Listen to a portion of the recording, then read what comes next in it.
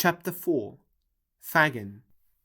It was late next morning when Oliver awoke. There was no other person in the room but Fagin, who was making coffee.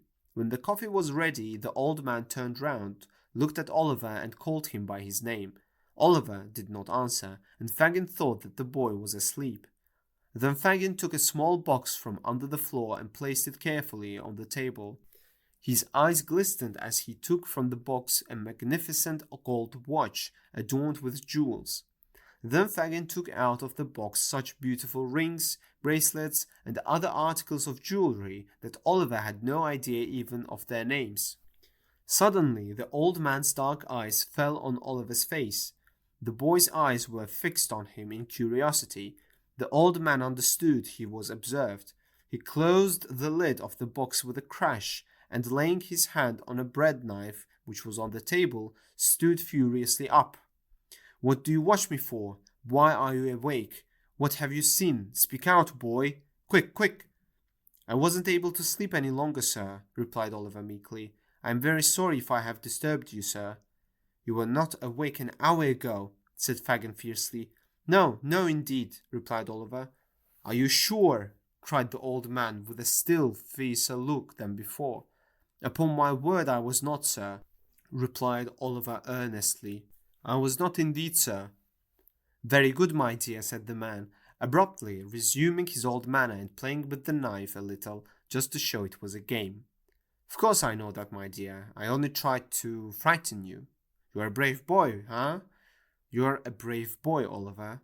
Fagin rubbed his hands with a chuckle, but glanced uneasily at the box. "Did you see any of these pretty things, my dear?" said the old man, laying his hand upon it after a short pause. "Yes, sir," replied Oliver. "Ah," said the old gentleman, turning rather pale. They are mine, Oliver, my little property. The folks call me a miser, my dear, only a miser, that's all."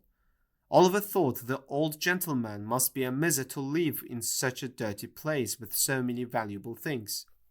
But then he thought that perhaps the old gentleman's fondness for the Dodger and other boys cost him a good deal of money. "May I get up, sir?" asked Oliver. "Certainly, my dear, certainly," replied the old gentleman. Oliver got up. When he turned his head, the box was gone. At this moment Dodger entered the room, accompanied by a young friend whom Oliver saw in the evening. He was introduced to him as Charlie Bates. The four sat down to breakfast on the coffee and some hot rolls and ham which the Dodger brought home in his hat. "Well," said Fagin, glancing sillily at Oliver, and addressing himself to the Dodger, "have you been at work this morning, my dears?" "Oh, yes, we have worked hard," replied the Dodger. Good boys," said the old man. "What have you got, Dodger?" "A couple of pocket-books," replied the young gentleman. "They are not very heavy," said the old man, after looking at the insides carefully, "but very neat and nicely made. Very good work, isn't it, Oliver?" "Yes, sir," said Oliver. "And what have you got, my dear?" said Fagin to Charlie Bates. "Wipes," replied Master Bates, at the same time producing 4 pocket handkerchiefs. "Well," said Fagin, inspecting them closely, "they are very good ones, very. You haven't marked them well, though, Charlie, so we'll have to pick them out with a needle, and we'll teach Oliver how to do it." "Oliver, do you want to learn how to do it? Ha ha ha." "If you please, sir," said Oliver. "You'd like to be able to make pocket handkerchiefs as easy as Charlie Bates, wouldn't you, my dear?" said Fagin. "Very much indeed, if you teach me, sir," replied Oliver. Then a couple of young ladies came in. One of them was Bet, and the other was Nancy. They were not exactly pretty, perhaps, but they had a great deal of color in their faces, and looked quite stout and hearty. The visitors stayed for a long time. At length Fagin gave the young people some money to spend, and the Dodger, Charlie Bates, and the 2 young ladies went away together. "My dear, make them your models. Do everything they want you to do, and take their advice in all matters, especially the Dodger's, my dear. He'll be a great man himself, and will make you one too." "Is my handkerchief hanging out of my pocket?" said Fagin, stopping short. "Yes, sir," said Oliver.